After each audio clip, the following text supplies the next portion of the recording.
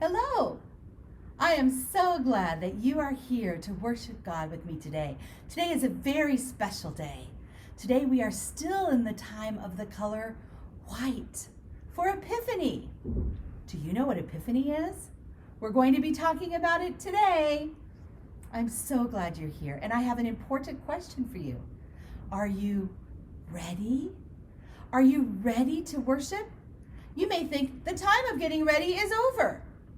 We did have a very special time of getting ready during Advent, but every time we come close to God, we need a moment to get ready, to ready our hearts and our minds, our ears and our mouths and our whole bodies to come close to God, to listen for what God is telling us and to understand what God is asking us to do. If you are ready, then we can begin. And I will say, the Lord be with you. I love getting that blessing from you and that we are sharing God's blessing together. We are here to listen for God, but also to talk to God. Let's do that with our singing voices today. Father, we adore you, and we lay our lives before you. How we love you. Jesus, we adore you, and we lay our lives before you. How we love you. Spirit, we adore you, and we lay our lives before you. How we love you. Today we are in the time of the color white. White for Epiphany. Epiphany is the day, and in fact the season, when we remember the wise men, the magi, the ones who came from the east following the star, come to worship Jesus, a new kind of king. January 6th is their special day, and I have a special story to tell you about them. Some parts will seem very familiar, and some parts will be new. But even when you hear a familiar story, God is still speaking to you. So listen closely to see if there's something that is a favorite part for you, and to see maybe if there's something new. If you're ready, then we can begin.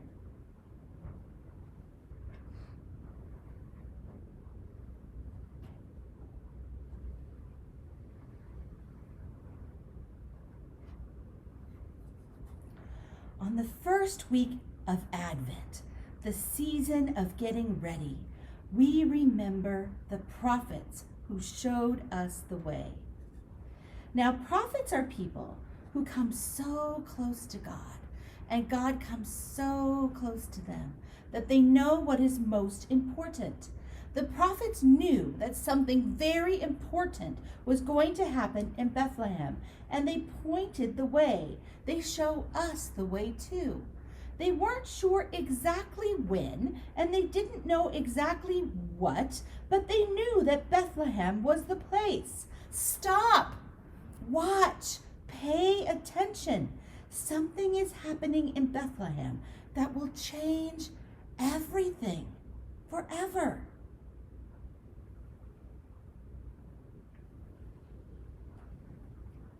On the second Sunday in Advent, we remember the little town of Bethlehem and the Holy Family. This is Mary. And this is Joseph. And this is a donkey. Mary and Joseph were on their way to the little town of Bethlehem from their own home. It was a long way, and it was a hard journey. Mary was about to have a baby. And when you're about to have a baby, it's hard to walk a long way. So Mary would get up and ride on the donkey. But when you're about to have a baby, it's hard to ride on a donkey too. So Mary would get down and walk. She rode and she walked all the way to Bethlehem, and Joseph was with her every step of the way. It was a long, hard journey, and they were tired. They may have been the last ones up the road to Bethlehem that night.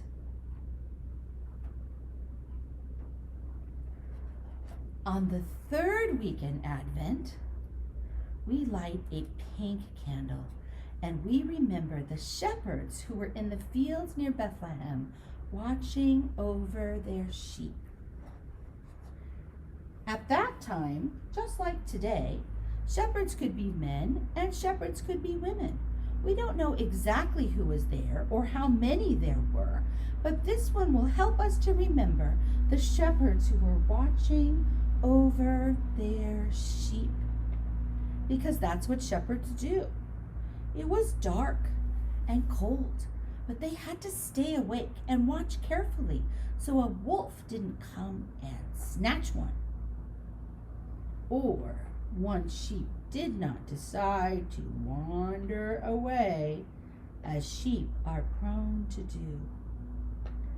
Suddenly, in the darkness of the night, there was light. Light filled the sky and broke through the darkness. Light filled the sky, and the shepherds were terrified. They were so afraid. What is this? And they heard singing, and that made them feel scared too, until they heard the words of the song. It was an angel singing, and the angel said, "Don't be afraid.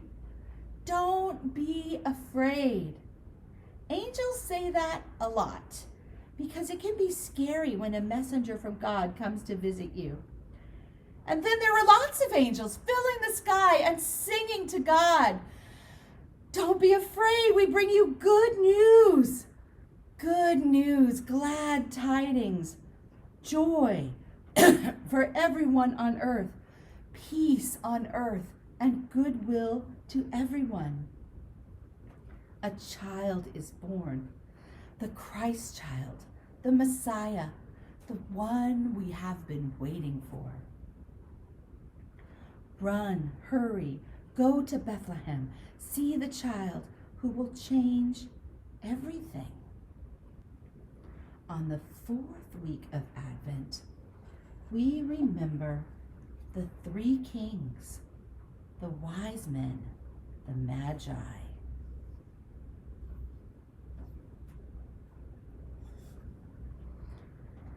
The wise men came from far away in the east, and they were so wise about so many things that people thought they were magic. In fact, we get our word magic from their name in their language, Magi. The Magi knew so much about so many things, but what they knew the most about were the stars. They knew just where the stars were supposed to be at each time of the year. And that way they could help people. They could tell them when it was the best time to plant their crops, when it was the best time to take a journey over the sea, and when it was the best time to cross the high mountain passes when the snow would not be too deep.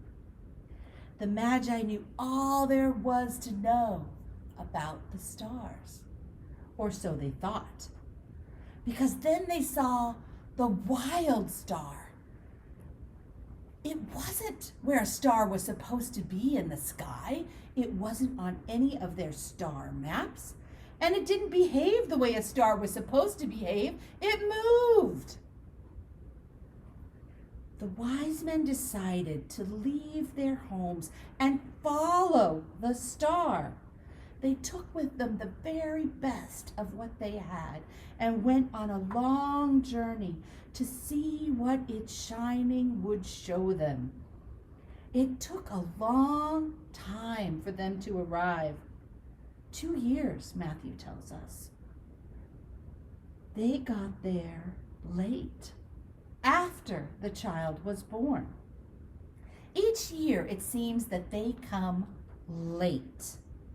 We celebrate them on January the 6th, the 12th day of Christmas, Epiphany. But we remember them during the season of Advent because they, like we, are on a journey to Bethlehem.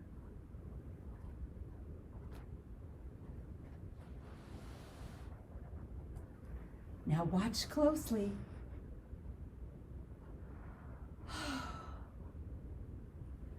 On Christmas, everything changes forever. We are now in the time of the color white, for the light that broke through the darkness. The light shined in the darkness, and the darkness has not overcome it. This is the day that we celebrate that the Christ child was born. Look, he's reaching out to give you a hug, to give the whole world a hug, to show God's love to everyone, everywhere. Jesus, born to be God with us, Lord of everything, born in a barn, King of the whole world, but a different kind of king, not the kind of king that people were expecting, to announce a kingdom, but not the kind of kingdom that people expected.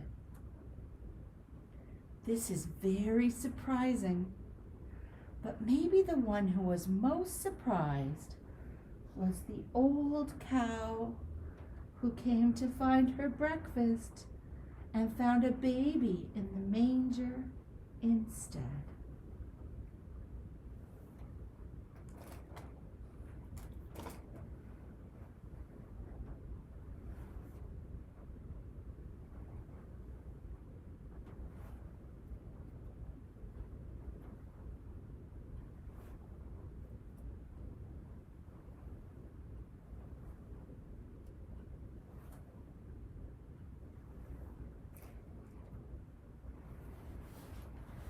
This is the light of the prophets who showed us the way.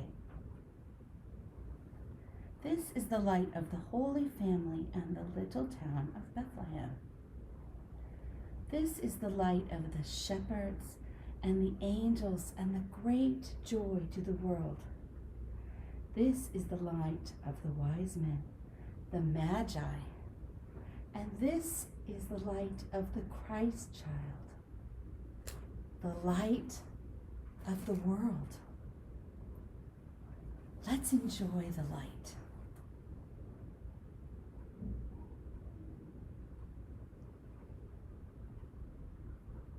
Now you remember how I said that the wise men came late. Each year it seems they come late.